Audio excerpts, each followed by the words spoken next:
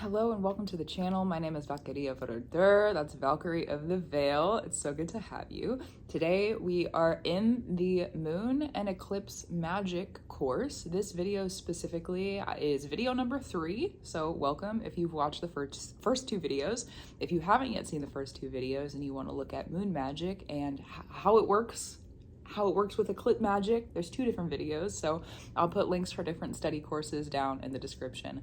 Also, before we get started, sessions are back up and available, so if you're interested in booking with me, there's different options there. There's the mentorship sessions. Those are old, but have been refurbished and are new. I didn't offer them for a while, but they are there if you're interested and curious about learning more about your practice or setting up fundamentals and foundations. And then also 2 astrology chart readings, tarot card readings, different things like that are available. So if you're interested in that, if you need updates on the blog or would like to get email updates, would you like to read about what's going on in the transits, I'll put that link down here too. The NFTs, I just started a new collection, which I'm pretty excited about, a little change in direction. The old one has been renamed to the Death series, as it was a really big working of death. Every single painting in that series is pretty much destroyed. There's only a couple that are still around. And then this new series, including these paintings, I'm calling that one Rebirth. So I'm pretty excited about starting that. If you're interested in becoming a long-term financial investor through the NFTs, you want a digital piece of my art, because the originals for these are not for sale and the other ones don't exist anymore. So there's that. Also books and card decks. Anything else that you might want to explore, it's there. Let's get into the lesson. So North Node and South Node, those are what rule our 18.5-year cycles. That's a long time, a very, very long time. Lunar nodes are reversed in our astrology chart. They're technically called a retrograde when things are moving backwards in the astrology chart. However, with them moving backwards in the chart constantly, I don't know that I would consider them retrograde because that's just their natural direction. Normally, retrograde would be like Saturn is moving direct for however many months, and then it'll go backwards for however many months, and then it'll go forwards again. Whereas the lunar nodes are just always moving backwards. So technically, yes, it's a retrograde, but I feel like we need another word for it. I think I said that in my previous video about this magic too. I think we need another word for it, because if it's always moving in that direction, is it really backwards, or is that just the direction that it's going in? There is some pretty cool fundamentals that I mentioned in the first 2 videos about how the moon phases move backwards throughout the year, which I'll kind of bring back up, I guess, since we're talking about it now. When you have the moon phases and cycles, this is a little brush up from our previous videos. When you have the moon phases and cycles, the new moon, okay, one is in, we'll just call it sign A, okay? You could say Libra or Capricorn or whatever else sign you wanted to assign to it, but we'll say it's in sign A, okay? So you have the new moon in sign A. The balsamic moon, that's right before the new moon of that same moon cycle, will also be in sign A, but that's the darkest moon. So it goes from a sliver of light to the darkest moon, and then it moves backwards. So instead of going from the different phases throughout the moon where we go, how do I say, like the new moon, the first quarter, the full moon, the third quarter, and then back to a new moon, the balsamic, and then the new moon, it moves reversal throughout the year. So our lunar nodes are a part of that reversal and going backwards process, and our like cycles within moon magic, they do move in reverse on the large scale, even though on like a short term, month to month, year to year, they're gonna move on what looks like a forward moving motion. It's almost like if you've ever seen those, what are they called?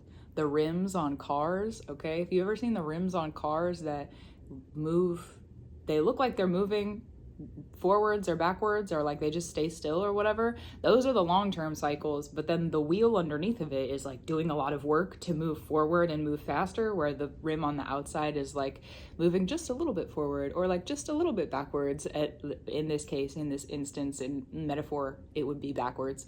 But if you've ever seen those rims that are like, you know, like the upgraded whatever super fancy ones on cars, that's a great example of what happens. It's like the undercurrents of like the fast moving moon stuff is like moving forward, but then the stuff that's very large cycle is very still and it just moves backwards.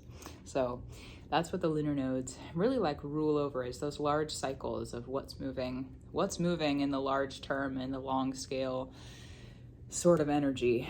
The south node, that's what we're really good at on the earth. So whether it be the south node that's in the transits or the south node that's in your chart, south node is about what we're really good at on the earth. We're born with the skills to do it. If you're looking at like life regressions, that would be what your previous lifetimes have earned you the skill of, that you don't really have to work for. It's just natural. It's very comfortable to be in that sort of energy. Also, I like the terminology too of like the different lives that you may have lived in this lifetime rather than previous like lifetimes that you might have to tap into on more of like a spiritual level, because we do go through different transformations in our life. So if you've ever lived like a different sort of lifestyle, the skill that is in the south node, or the energy that's in the south node, that's going to be what you're really good at. No matter the type of life that you're living, you're just going to be really good at doing that thing. The opposite is true, fortunate or unfortunate as it may be. The opposite is true when you look at the North Node. The North Node is about the stuff that we have to get uncomfortable to do. It's like we're growing, we're going in a direction that we don't have the words for, we haven't ever done it before. The other thing about the North Node though is that, because you may ask like, why would you even go in that direction if you don't know what it is? The North Node has to do with our purpose and our calling. And so even though we may not have the like words to articulate it, it is just the feeling in our heart and the feeling it's just the feeling of like, I need to go in this direction and I need to go do these things, and I don't have the words for it and I don't know how to explain it, and I don't know, I just know that I need to do it.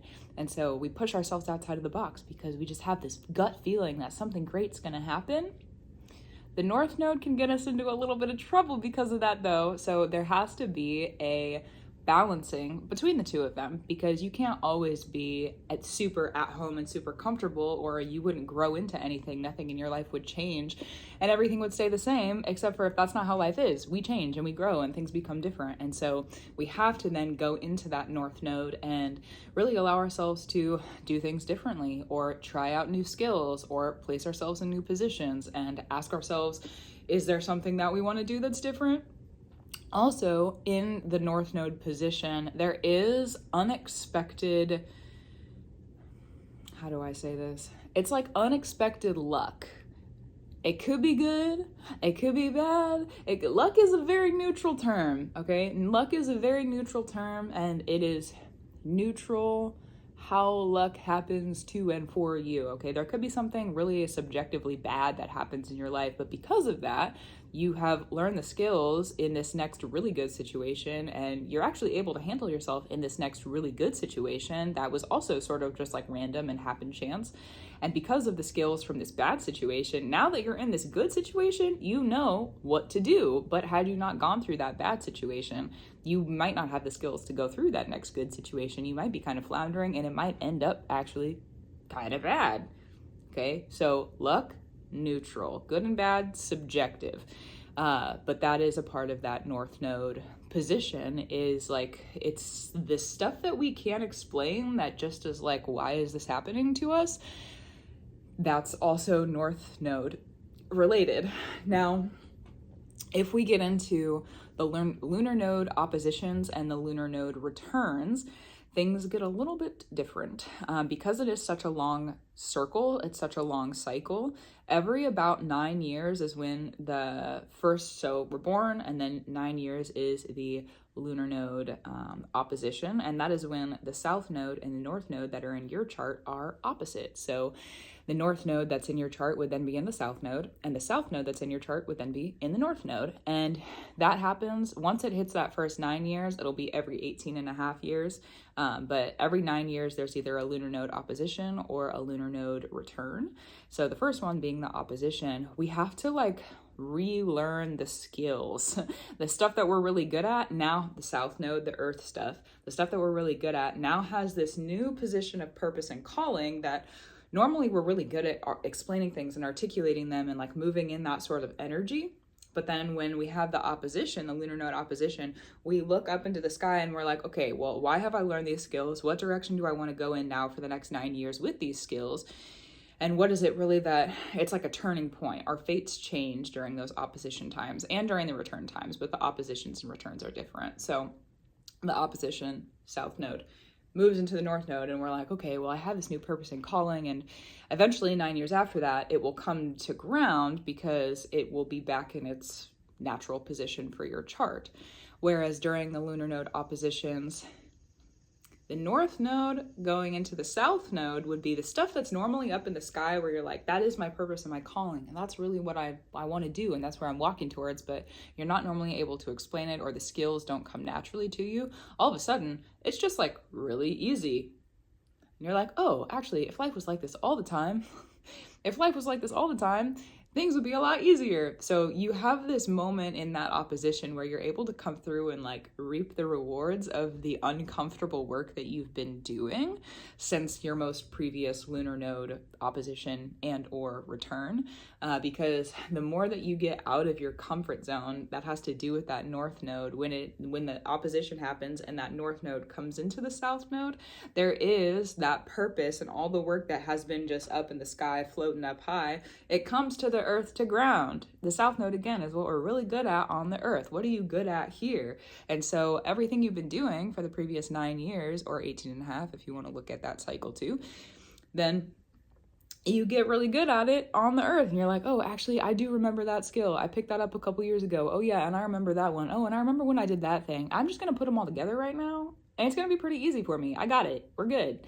And the stuff you're really good at, you're like, no, it's really uncomfortable being in the opposition, because the stuff that you're really good at, no longer you're good at it. You kind of have to like push yourself outside of your comfort zone where normally you are comfortable, and the stuff that you're normally not comfortable with, suddenly you're like really good at.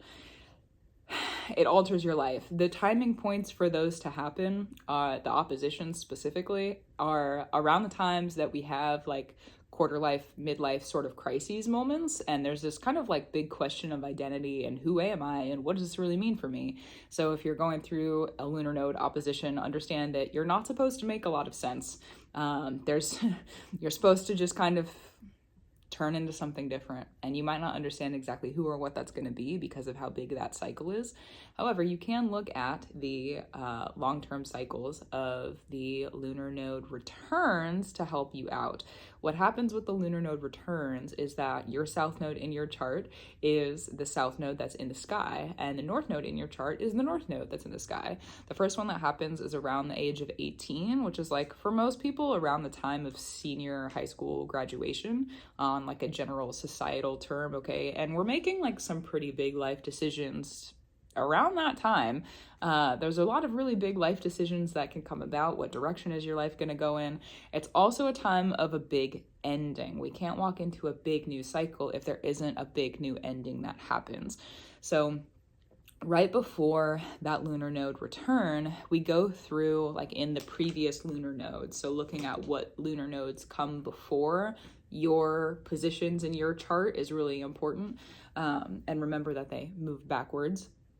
If you're looking at that, is really important, because that chapter right before there's an ending, things are probably going to be a little bit more full, or sometimes it can be stressful, but it's just like things get really overgrown and you have to figure out what is going to come to a close. Also, if you think about the endings of books, those are like the most, there's a lot of stuff happening. Okay, there's the cliffhangers, or there's like you're wrapping up the story. It's a pretty dense plot at the end of stuff. And so if you're looking at that previous cycle right before the lunar node return, that will help you to understand like what is it that you're planning on leaving behind and what is it that you're planning on bringing with you. Because what you bring with you will then start another 9-year cycle. Well, 18 and a half year cycle, but 9-year cycle into that lunar node opposition, where then you have the opportunity to change it up and kind of like flip some stuff around for yourself. So, and it's also a time where things ground. It's a very big, like, they're life altering moments. Another thing about the moon cycles is that generally speaking, the endings get woven into the beginnings. They cycle and they cycle and they cycle. Say that you have 10 things spinning in a circle. Okay, you might pick one of them out and be like, okay, well, I don't need this anymore, throw that away. But then another thing, you've just made room. Okay, so another thing is going to come in. So looking at if you're leaving things behind from those 18 and a half years, what is it that you want to bring in to the next 18 and a half years? Because if the space isn't filled, by you, it might be filled regardless. So being very aware of the filling. We all have to go through bad stuff and we all have to go through good stuff. And this is something that I'm currently learning in my Lunar Node opposition. So in the Lunar Node Returns and Oppositions, we kind of have this moment to be like, okay, this is the good stuff that I want to go into. Be very aware of what that good stuff will bring in more of like the shadowed energy or areas. Everything costs something, okay? Everything costs something. So if you're going into a new cycle and you're like, yes, this is the positive, this is the light, this is what I'm looking for, remember to look at the night side, remember to look at the shadow side of things. Is it going to cost more than you want it to? Is there going to be more strain and more stress? Like, what are you willing to give up or sacrifice, really? Again, uncomfortable new skills. What are the new skills? And turmoil is not the correct word. But again, we all go through, that's just life. There is light and dark. And so if you're able to identify, that's very moon oriented also, the light and the dark. If you're able to identify for yourself what the light and the dark could be, like what are you willing to be blind in and what are you not willing to be blind in? What are you willing to sacrifice and what are you not willing to sacrifice? The Lunar Node oppositions and returns are really big times for that. Also in the Lunar Node returns, your life turns. So if you are, let's look at tarot cards, okay, the Wheel of Fortune. If you're looking at the wheel and you're spinning on literally a zodiac wheel too, okay, duh. If you're looking at that zodiac wheel, if you're looking at the wheel and you go all the way around, it takes 18 and a half years for those lunar nodes to go all the way around. You go all the way around and your life grounds and you get to go to like a ground zero. It's not a completely clean slate because obviously you're still living. It's not like a complete birth and death, but there's a really big wheel that has just ended. And so you kind of get to redefine things for yourself.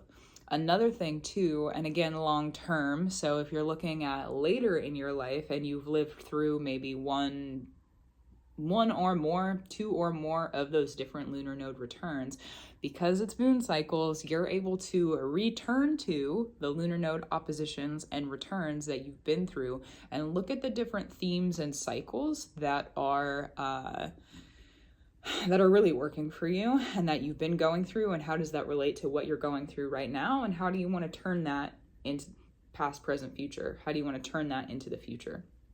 That's also true. Another thing too to think about, if you are someone who is actively practicing Eclipse magic, okay, if you're someone who wants to take part in the eclipse energy, you want to weave your magic and you want to do some great stuff on your eclipse energy days, I love that for you. Grateful for it too. I love the weavers. Go weave, go work, go do what you need to do, you know? If that is you, something to keep in mind about the eclipse shifts. Yes, we have lunar nodes that exist for about a year and a half in our transits in the sky, but the lunar nodes that are in your chart are going to rule over how you interact with those lunar nodes that are up high in the sky. So say that you are 18 and a half year cycles, right? Say that you're in your lunar node return and you're starting again. You're starting over, it's happening again, you're starting a new cycle, okay? Every single eclipse that you walk into over the next 18 and a half years until you get to the next lunar node return is gonna be ruled by the intentions and work that you set on the lunar node return 18 and a half years prior. Doesn't matter if it's the same lunar node opposition, same signs, the opposite signs, it doesn't matter. If you're going to be practicing eclipse magic in that lunar node return, it's going to rule over an 18 and a half year cycle, and every single cycle is going to be affected by that lunar node return. It's a very, very potent, very powerful, holy moly guacamole time. Yeah, so if you're in that potency right now, congratulations and good for you. The lunar node oppositions, if you're looking at the moon cycle, are kind of like the full moon, whereas that lunar node return is more like a new moon, and we're setting the new. And this is why I say to also look at the lunar nodes that are right before your return so that you can get comfortable with it and what's about to shift, because that's how the moon cycle works also. If you are looking at I mentioned this at the beginning, new moon, first quarter moon, full moon, third quarter moon, right before we have the next new moon, there's this moon called the balsamic moon, and I talk more about it in the first video in this course. If you want more like detailed information, fantastic. I will link it right here or over here, wherever it ends up. It'll be one of those corners. Yes, if you are looking at the moon cycles, okay, that balsamic moon, is where the cycle comes to ground. And then the new moon, it's the darkest moon in the sky, is that balsamic moon, and then the new moon is like the first sliver of light. So if you're able to, also too, because before we get into that, also too, the eclipse cycles, they mix in with each other. Just because the lunar nodes are in, right now as I'm filming this, they're in Aries and Libra, but just because they're in Aries and Libra doesn't mean that there's not going to be other signs that are involved in that. A year ago, okay, 2023, the end of 2023 in October, we had a new moon solar eclipse in Libra, and we had a full moon lunar eclipse in Taurus. But the nodes were in Libra and Aries. Our previous eclipse was Libra and Aries, and then this upcoming season that we're walking into, it'll be Pisces and Libra. So they intermix with each other. Even though the lunar nodes are in their position, doesn't mean that every single eclipse that happens within those lunar nodes are going to be those exact signs. And so understanding what comes before that lunar node return for you, super duper important, because those are going to be, that's like where your groundedness, because if you think about when your mom or the person who birthed you or however you were given life on this earth, okay, because there's a lot of modern science, all right, there's a lot of different ways that can happen these days. It's true. If you're thinking about the 9 months that you spend being grown before you're birthed, 9 months includes a previous, at least one, eclipse cycle. At least one. And then if they were planning on it before they conceived you, or they were like, if there's plans being made, there might be even more than one, you know? Maybe there was no plans, but there's still some magic that's happening beforehand. So that's going to be like the new moon of you, and then, or the balsamic moon, I guess. Oh, the new moon of you. Yeah. You started there, that like ancestral magic starts, and then you go into it. So it's really important that you like have a bearing on what happens before in that lunar node return, the lunar nodes that happen before that, because if you're able to look at that, then you're able to say, okay, this is how I'm grounding this is how I'm finishing this is how I'm ending it, this is the ground, this is ground zero, we're going to start over again, here comes soon. And then you can pay attention to how those eclipse cycles and seasons kind of mix together, and pay attention to where they happen, when they happen, why they happen too, and like your reasonings for that. So make sure you're paying attention to, if you're in that lunar node return, the big cycles. I'm going to say it again, the big cycles you start on those lunar node returns, they rule over everything for 18 and a half years. So if you're weaving anything in, make sure you leave some stuff. And on those lunar node reflections, the oppositions, if you started any cycles that you didn't want to on that lunar node return, they're gonna pop up, they're gonna show their faces, they're gonna be like, hello, we're still here, and we would like to be seen and discovered so that we can be done with that. From the full moon into the new moon is really a time of like removal and release and finding our direction of letting go so that we can start a new cycle. And so if you're going from that lunar node opposition into the lunar node return, it kind of is that on the long-term scale as well. There is some building into it, or more building into it. Things can get a little bit easier. The lunar node opposition can show us some of the hardships that we've been through that need to be removed from our cycles. The full moon is that illumination, and then we have the removal and release a lot of the times. So if you're working with that, then there you go. That's the lunar nodes. It's the lunar nodes. We packed more information into this video than I was planning on, but you know what? Here we go. It's so the North Node, the South Node, the Lunar Node Returns, and the Lunar Node Oppositions. So if that is something that you're working with, congratulations. Hopefully you're able to apply the information pretty easily. We walked into, if you're watching this video in this eclipse season that we're currently in, as I'm posting this video, we're walking into the eclipses. We just had the new moon in Virgo. The moon is officially in Libra right now as I film this, which is where the eclipse will be on October 2nd. So it's, I've been feeling the energy shift and it's a lot. It's a lot. It's gonna be an interesting season and I'm pretty excited for it. So if you're sitting in the excitedness too, I want to give an early congratulations to you. There's so many serious things. I don't want to get too deep into it. More information. I post a lot of the videos on TikTok. They do like come back up on TikTok or on YouTube. But yeah, there's a lot of different shifts that we're going through that are just so big. They're so big. Oh my gosh, they're so large. And they're so ancestrally charged too. And they're ancestrally charged in a way that we're not able to see everything that's happening. Pluto and Capricorn is 248 years of ancestral contractual bindings that are coming to a close. Holy moly guacamole. And then Neptune moving out of Pisces with Saturn there, which is ruling over Pluto and Capricorn. Crazy. That's our spiritual contracts, 167 years that are ancestrally bound. So we have 248 years plus a 167 year, and those are working together, and we're finishing up both of those cycles at the same time right now. It's really dense, okay? So as we're going into this eclipse season, if you have been doing the work, congratulations are due for you, because one thing about the work is that it works. I've been saying that all day today, and it's true. One thing about the work is that it works. So if you're doing the work, let it work for you. You know what? Congratulations are due.